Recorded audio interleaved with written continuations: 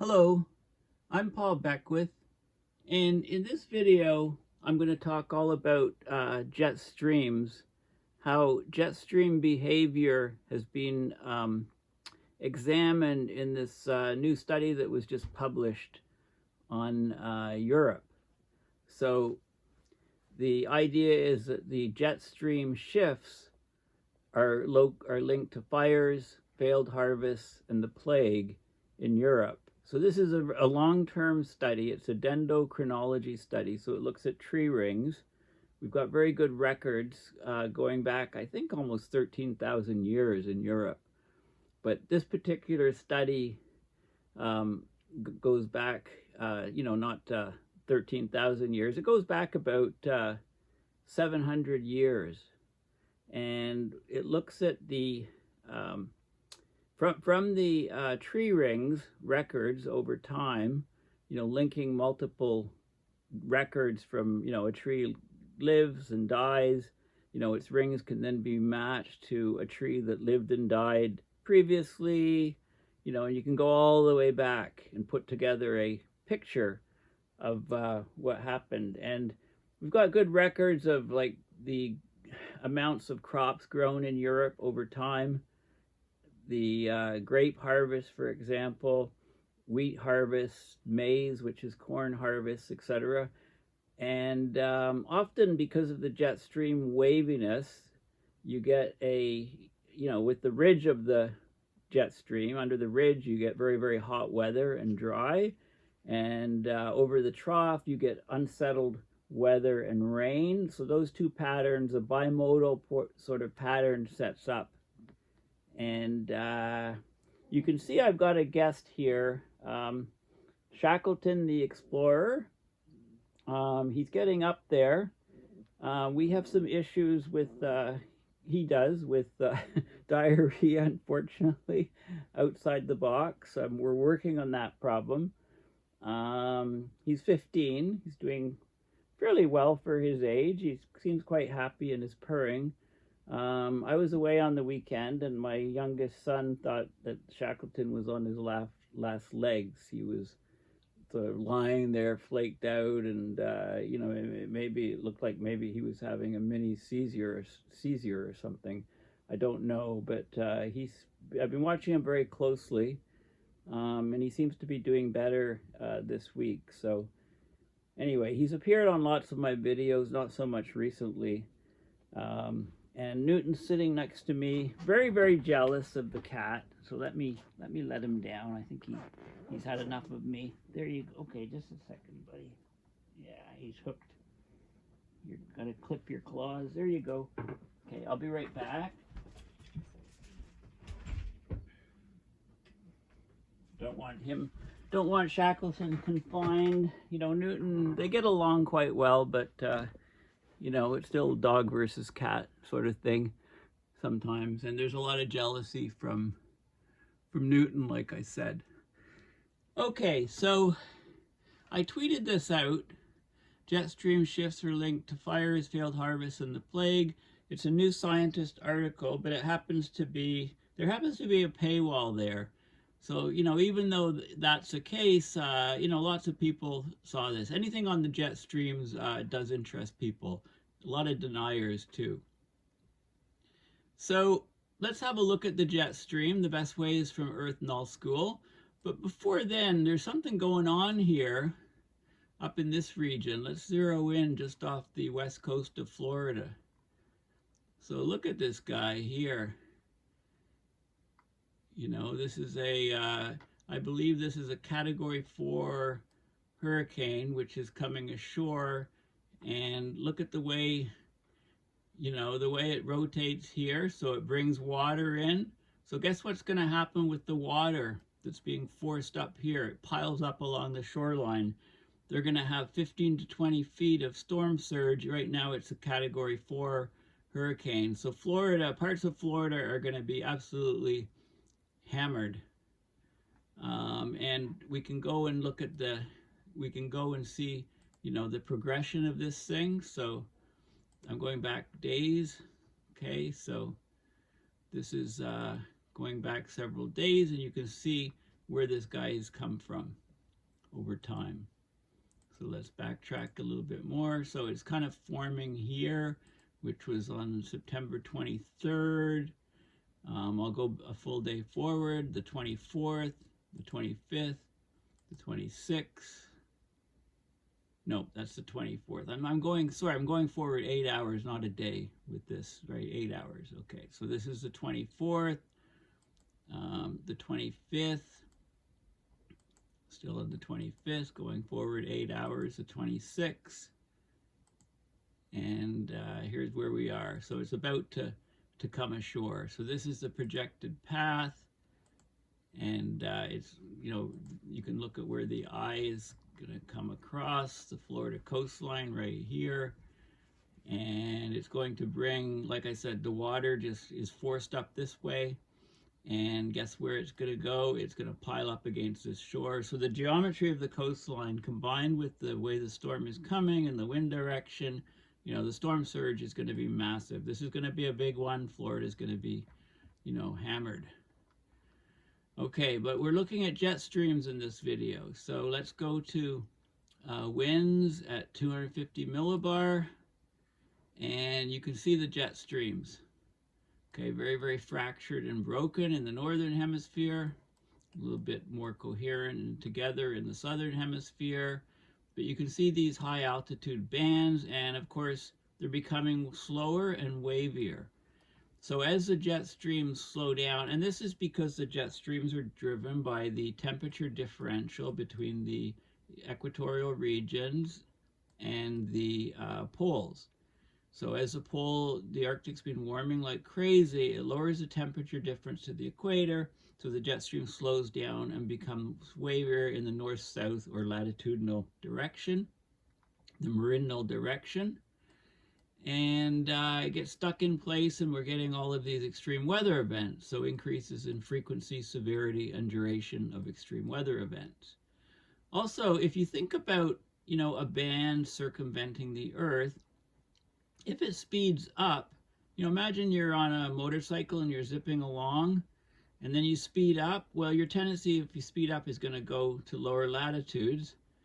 As you slow down, your tendency is to go to higher latitudes. So the jet stream latitude gets higher in general, but it gets much wavier and much more sinusoidal, like a sine wave, and is responsible for the extreme weather that we're seeing. So Jennifer Francis has done a lot of work on this, and I've often talked about that. For many years I've talked about that. It's one of the biggest factors that is causing the extreme weather events around the world that we're seeing. So if you just Google Jennifer Francis and jet stream shifts, then hey, what do you see? The first thing that comes up is this video here. And hey, who's this guy? Okay, so we were fortunate enough to have Jennifer Francis on our group Climate Emergency Forum, and it's a really good interview. If you haven't seen it, it's from March 10th, 2024. I think she was on her sailboat when we were talking. Okay, so it was a really good interview about her work with the jet streams, and she's done many videos understanding the jet stream. Look at this is from 2013, this video that she did. So she's been talking about this and working on this. Here's a Nick Breeze interview of Jennifer on the Arctic sea ice, the jet stream, and climate. This is from like 10 years ago. And there's lots of publications, Arctic climate change, and the jet stream and storm steering jet stream. So there's just loads and loads of stuff. And make sure you watch this video. It's interesting that this video it comes up first on my search. That may be different on your search. I don't know. Okay, so this is the article that I tweeted out. Jet stream shifts are linked to fires, failed harvests, and the plague. So they've looked at tree ring data, a dendrochronological study, to look at the impact a fluctuating jet stream has had on Europe for 700 years, right? And that sheds light on future risks in our warming planet. So this article was just published in New Scientist on September 25th. just yesterday, basically. And you can see the jet stream here, you know, the intense regions of the jet stream, the waves of the jet stream crossing Europe. And unfortunately, this article is behind a paywall. Okay, so some of the deniers were saying, well, it's behind a paywall, therefore I'll just discount it all. Okay, so, you know, this is there's other ways to approach the problem. So I just went into Google and I Googled jet stream shifts tree ring data. And lo and behold, I got all of these links. There's a New Scientist thing behind a paywall, but it's in phys.org, Science Daily, there's a Nature link to it, and so on. So we have lots of information, even though it's behind a paywall with one site. Just Google the topic and you can find other articles. So this is Science Daily, but I found that the phys.org was better. So this is September 25th. Tree ring data reveal how the jet stream has shaped extreme weather in Europe for centuries. So let's have a look. This is somebody who's collecting a tree ring sample. There's a drill that goes through the tree. It doesn't hurt the tree.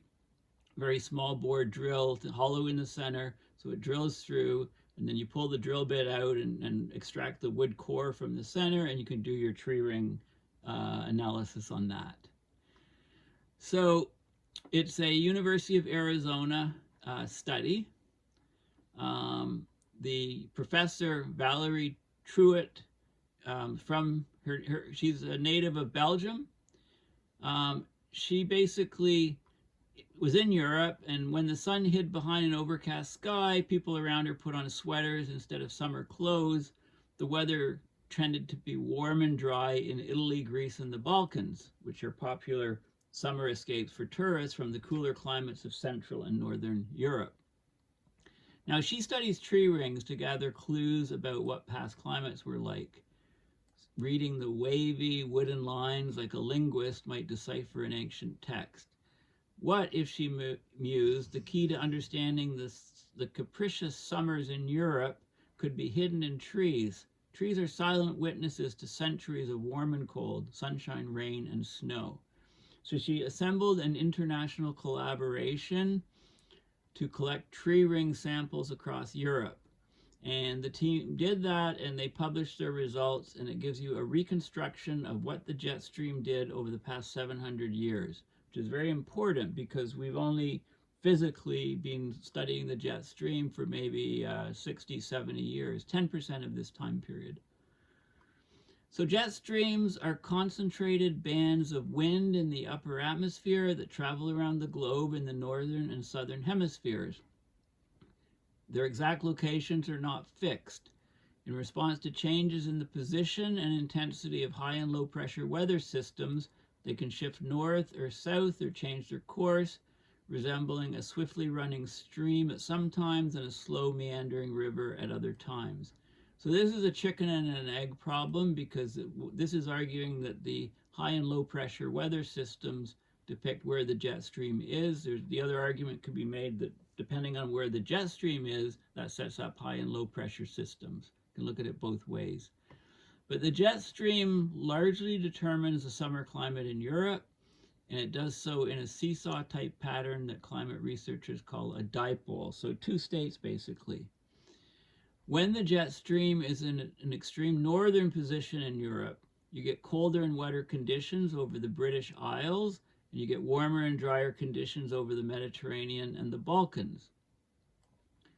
Okay, so we're seeing the climate conditions we're seeing right now over parts of Europe are like catastrophic flooding in Central Europe. So that can be tied directly to the jet stream becoming wavier and stuck in place. Hotter conditions over the Balkans cause more moisture than normal to evaporate from the Mediterranean, so it rains more further north. When the jet stream migrates further south, it drags warmer and drier air over the British Isles, and it pushes cooler temperatures and more moisture towards southeastern Europe. So you get this sort of dipole type effect. Measurements of the jet stream have only been around since the late 40s, so call it 1950, so that's about 70 years or so. So this study using tree ring samples takes the information on the jet stream back much further. We use the tree rings as proxies for temperature, precipitation, etc. And so they've been able to reconstruct the jet stream variation over the past 700 years. So every year, trees add a ring consisting of very dense wood in the spring. Less dense wood in the spring, and that's because the growth is really fast in the spring, so the wood doesn't have time to be so dense. It slows down towards the end of the summer, and throughout the latter part of the summer, so the wood's denser in the summer and it's growing more slowly. So you can look at these tree rings under a microscope and compile an archive of past climates. So they're linking the tiny subcellular cell wall features in the wood to atmospheric winds that weave through the atmosphere many miles above the Earth. So this is actually fascinating, the connection. And then they found these patterns of the jet stream over time from the tree rings, and then they went and looked at historical documents on the plague, on crop growth, etc., and they found incredible connections between the two things. The nice thing is that Europe has a very long history of writing things down. There were monks in Ireland who started recording storms that happened in the 600s, the early Middle Ages. You have centuries-long records of grape harvests, grain prices, and epidemics, including the Black Plague. So you can compare the historical records to the jet stream reconstruction from the trees, and they found that the climate dipole created by the jet stream influenced European society for at least the past 700 years, very likely much longer. It'd be interesting to look at the tree records going back to 13,000 years in Europe. Maybe that'll become in a further study. So epidemics happened more frequently in the British Isles when the jet stream was further north. Because summers in Britain were wet and cold, people stayed indoors, so the conditions were more conducive to spreading diseases and plagues. Black Death raged in large parts of Europe, but they're talking specifically in Ireland, 1348 to 1350. At that time, the jet stream was in an extreme far north position over Europe. Okay, so these findings provide critical data to improve climate models that researchers rely on to predict future climate. So much research is focused on how the jet stream is affected as a result of global warming, and I talked about some of Jennifer Francis's work. She's a leader in the field. So we only have, it says 60 years. It goes back to about 1950, which is 70 years of data. So going back suddenly 700 years is very, very useful. We can compare the past to what's happening since we started putting greenhouse gases into the atmosphere, changing the climate. So there's a trend right now, right? The jet stream, as it's slowing, it's gradually shifting northward. Independent of its seasonal or more short-term variations, it's also becoming much more sinusoidal, much wavier, which I've talked about a lot. The shift northward is on average. So when you combine the reconstruction of the jet stream location from the tree rings with harvest failures, this trend likely leads to issues with major cereal crops and other types of weather extremes. Okay, so this is an amazing study. There's also, they compare the trajectory of jet streams with weather events like wildfires, and you can carry that into the future. So for example, wildfires in the Balkans historically happened substantially more when the jet stream was in that northern position that creates dry and hot conditions. That's exactly what we're seeing this summer. Okay, when you look at how the jet stream's natural variability alone has impacted societies, you can get an idea of what might happen if you add more heat in the atmosphere, more variability. Being able to say, okay, maybe we need to watch out for this or that particular jet stream configuration, that can be very helpful to predict climate-related extremes. Okay, so this is fascinating. And we're lucky it's not behind a paywall. But before I go to the paper, I went to Google Images and I Googled tree ring dating. Okay, so you can see this is the first year growth. rainy seasons, the rings are wider. Dry seasons, the rings are narrow. It can be scar. This is a scar from a forest fire, right? You can get all kinds of different data from the tree rings, and you can match them up. So you've got a living tree, you can get the rings. You've got a dead tree, it lived for a certain length of time. Get the rings. Look, you can match these rings up to that ring, and that now your record goes back further. You get a very old dead tree, and you get this sort of pattern, and look, you can match this up so you can go back even further. So you can construct, using multiple trees of various ages that lived at various times, you can construct a record going back actually about 13,000 years in Europe.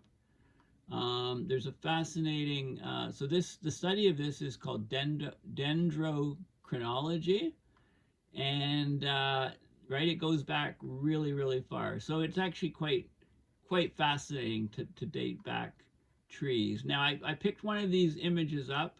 This is a really cool image. There's a guy there. Look at the size of the tree, and you can date all stuff here. So we can have a look at that. This is American history. I don't know if I can expand this. No. Okay, well, I did find another one. Actually, I went to the Wikipedia page on dendrochronology. So dendrochronology is tree ring dating. It's a scientific method of dating tree rings, also called growth rings, to the exact year they were formed in a tree. So dendro, it derives from the ancient Greek dendron, which means tree. Chronos is time, and logia is the study of. So dendro, tree, time, study of trees back in time. Okay, so there's lots of really good sight and lots of examples of great trees. And this one here is a Coast Douglas fir tree displayed at the Royal Ontario Museum in Toronto. The tree was over 500 years when it was cut down in British Columbia in the 1890s.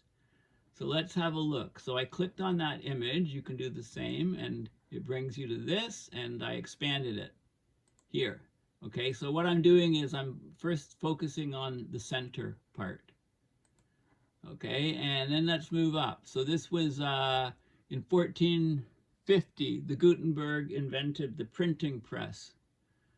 And then 1492, Columbus discovered America. 1497, the Cabots landed in Canada. And it goes through history here, right, all the way up to 1859, Darwin, Origin of the Species.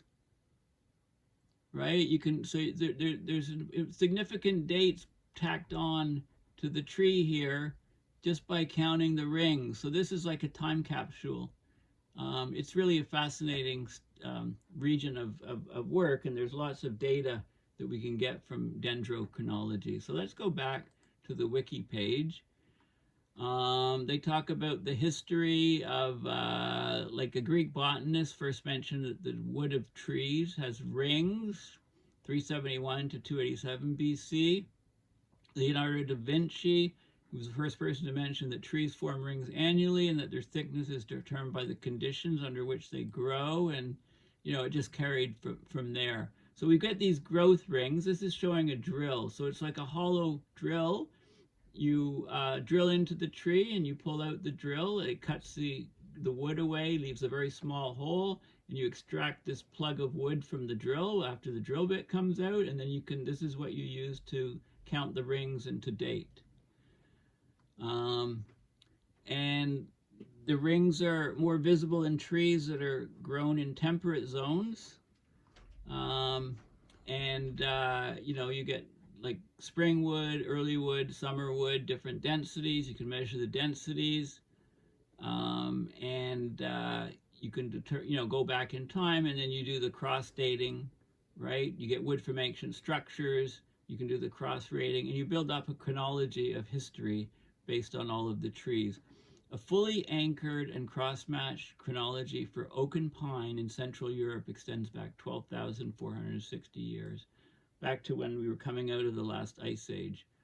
An oak chronology goes back 7,429 years in Ireland, 6,939 years in England. So that you can go back. That's a lot of trees, right? That's a lot of trees. There's an equation to describe the growth rate of the tree rings. And yeah, you can get loads of stuff. They talk about going back to the Black Death. There's this event where you get cosmic radiation and you get, so it changes the carbon-14 in the tree, which you can measure. For example, wooden houses in the Viking site at Lanso Meadows, and I managed to visit that site in Newfoundland, were dated by finding the layer with the 993 spike. It showed the wood is from a tree that was chopped down in 1021 by the Vikings. Really fascinating history from this stuff. You can calibrate radiocarbon dating, use it for climatology. You can look at art, like paintings that have wood frames, for example. Like they've actually, there's a portrait of Mary Queen of Scots, and it's in the National Portrait Gallery of London. They thought it was an 18th century copy, but they looked at the wood in the frame and they dated it with Dendrochronology, revealed that the wood dated from the second half of the 16th century, so a couple hundred years older than they thought. It's unknown artist. It's an original 16th century painting. Yes, archaeology it's used in, the post track and sweet track. Ancient timber trackways in the Somerset Levels, England, have been dated to 3838 BC and 3807 BC. A fort in Ireland, large structure built with more than 200 wooden posts. The central oak post was felled in 95 BC. Right? So you can get all kinds of, all kinds of stuff from the Dendrochronology. It's a real fascinating site. Okay, so let's go now to the paper here. You've all been waiting for, so let's talk about it. So the jet stream controls on the European climate and agriculture since 1300 Common Era. Okay, so the jet stream is an important dynamic driver of climate variability in the northern hemisphere mid-latitudes. Okay, and the bulk, very important work has been done by Jennifer Francis in, I would say, leading this field. Modern variability in the position of summer jet stream latitude in the North Atlantic European sector. So this is European sector, EU, and JSL is jet stream latitude. So the jet stream, it promotes these dipole patterns in air pressure, temperature, precipitation, and drought between northwestern and southeastern Europe. So if one area is hot, the other area is cold, and so on. The variability and impacts of the jet stream latitude on regional climate extremes and societal events are poorly understood. So what they do is they get 3 temperature-sensitive European tree ring records and do a reconstruction of where the jet stream was and the variability between 1300 and 2004 Common Era. They find that 38, almost 40% of the variability comes from the jet stream latitude. So the jet stream has a huge impact on all these things. Then they compare the weather that would have occurred at different places in Europe to independent, historical, documented climate and societal records, like grape harvest records, the prices of grain, plagues, human mortality, human deaths. They show contrasting summer climate extremes associated with the European jet stream latitude variability back to 1300, and they see the biophysical, economic, and human demographic impacts, including wildfires and epidemics. Okay, so they basically see what the jet stream was doing and how it affected society over 700 years. So it's an amazing paper. It's really fascinating.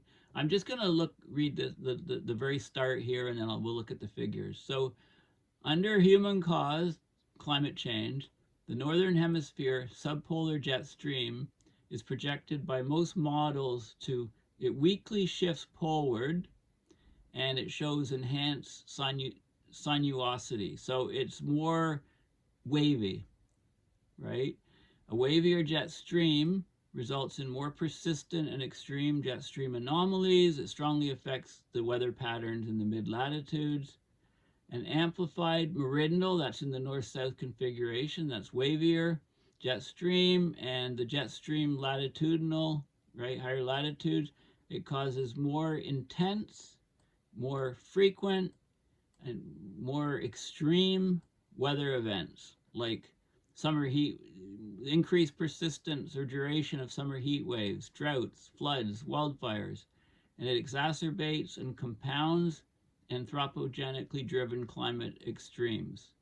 You also get intensified upper level wind speeds, and you get vertical wind shear where the wind changes a lot from one place to another, and this causes severe climate extremes, and you can talk about a quasi-resonance in the jet stream system, so you can get a synchronization of climate extremes.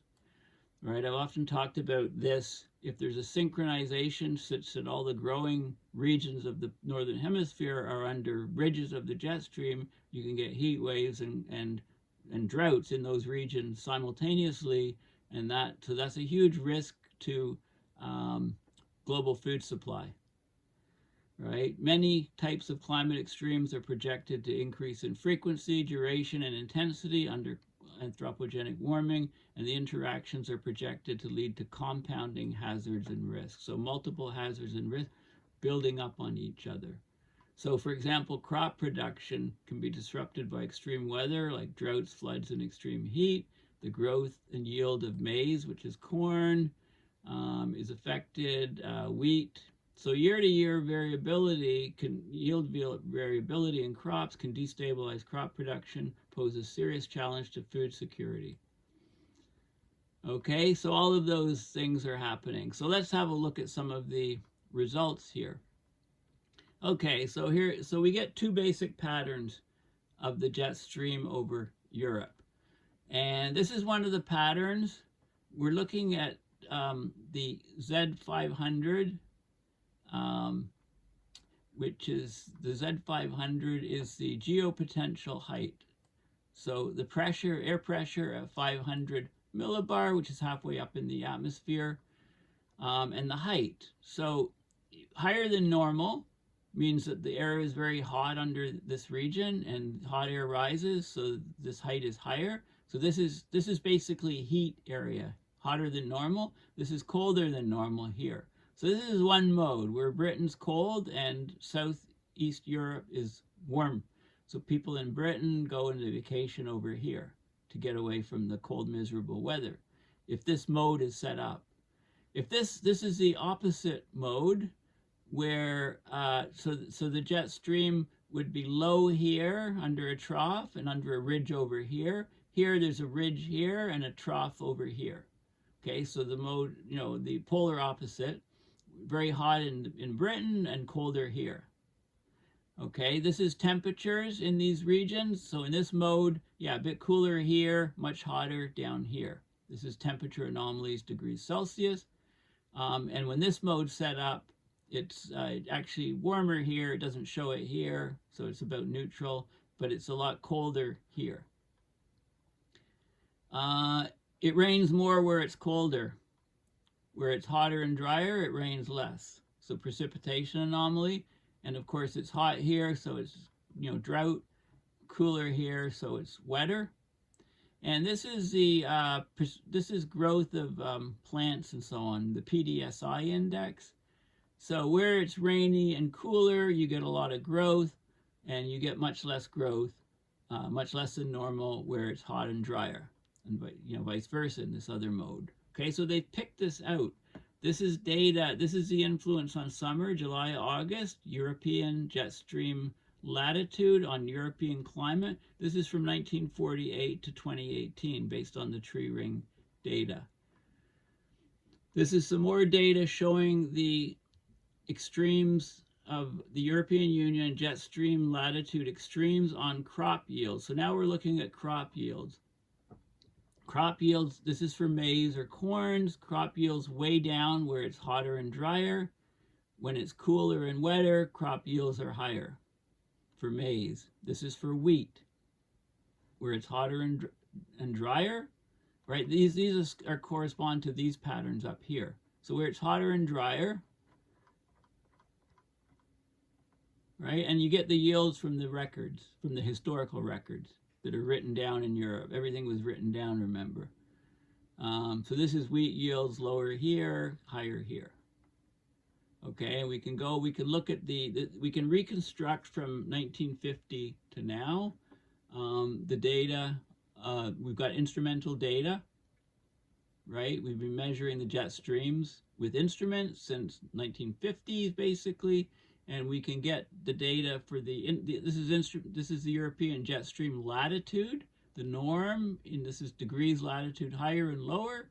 So the jet stream's going to slightly higher latitudes over time. We can compare the instrumental data, the measurements we've made, with the reconstruction from the tree rings, right, for this period of time, because we can't compare it to instrumental data before then because we don't have it. So this is to actually sort of ground truth the tree ring data based on the, relative to the instruments that we've actually observed and measured, and you can see there's a very good match. So the tree rings are doing a good job, right? You can compare the instrumental data, the brown curve, to the reconstruction, the tree ring reconstruction, the black curve, and you get good alignment in general. And then you can go back to 1300 to now, and you can see what the jet stream was doing over time.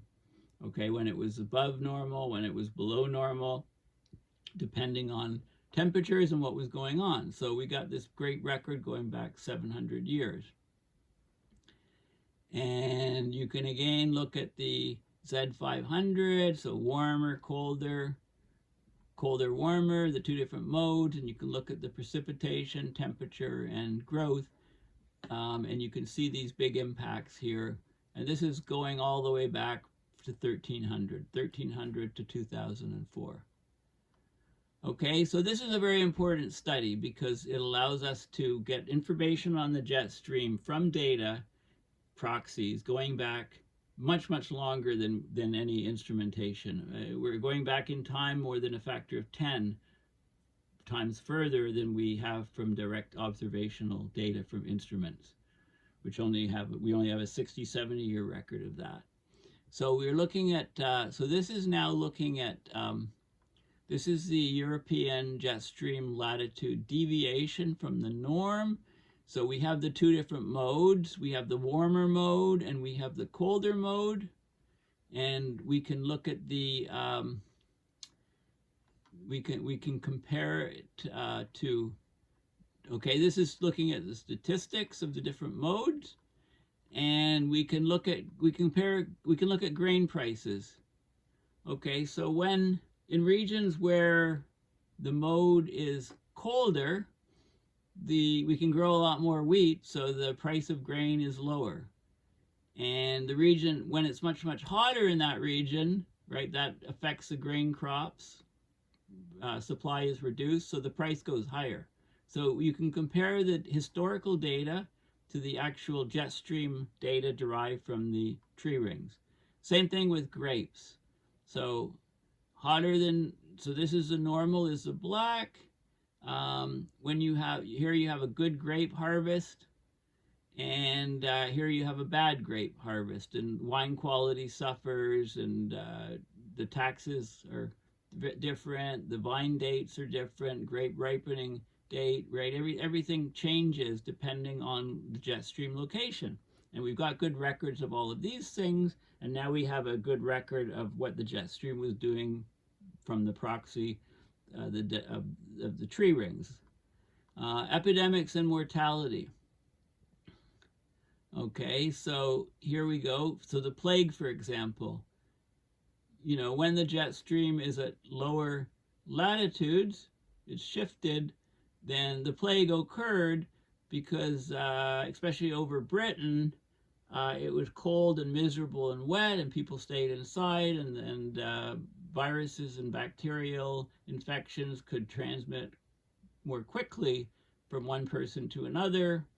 So, you know, when it was hot and nice, people were outside and the plague was more under control.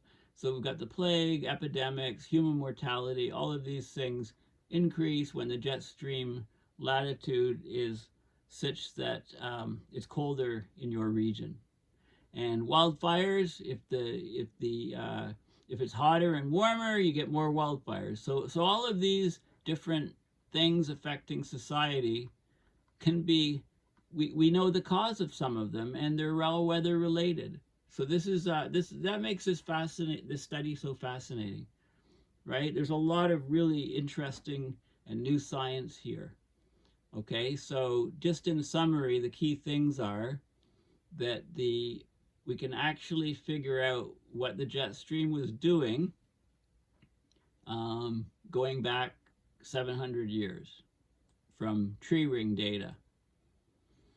And then we can go and look at the historical records in Europe, and everything was written down. They have good records of all kinds of stuff, like grape harvests, the amount of wheat grown, wheat prices, corn, all these other things, plagues, number of people killed, etc., what was going on in different parts of Europe, and we can associate those things that were going on in different parts of Europe throughout history, going back 700 years, to what the jet stream was doing. Okay, so this is very important going forward because it should allow us to predict, kind of, to have a better idea for what's coming down the pipes, you know, whether Europe is going to flood out, which it's been doing lately, right? So the jet stream configuration is set up so that there's massive flooding in Europe, and at the moment, right? So it's really, really a really interesting study because it puts a lot of things that happen in history into context with, you know, what's happening, into context. You know, how climate has affected humans and human behavior throughout human history on this planet. And this study allows us to see what's been going on in Europe for the last 700 years and relate it to the jet stream position. Okay, so that brings us kind of full circle. Very fascinating study, very interesting study. Please consider going to my website and donating to my PayPal to support my research and videos. As I mentioned in the last video I did, I have a couple major purchases for which would allow me to keep going and producing these videos. One of them is to get a new phone, and the other one is to get a new laptop to do my research for these videos. So please consider donating to PayPal to support this research. I was considering going to the climate conference in Baku, Azerbaijan, but I have too many expenses. I need to, like I said, get a new laptop, get a new phone. You know, those things take priority. I mean, depending on, you know, donations, etc., you know, maybe I could change my mind, but I've given up my badges as of now for COP. So I'm not going right now as of now to the COP. But you know, who knows? I mean, maybe that could change if circumstances change. So anyway, thank you for listening. And this is a very important sort of study, and it should generate a lot of interest, I think. Okay, thanks again, and bye for now.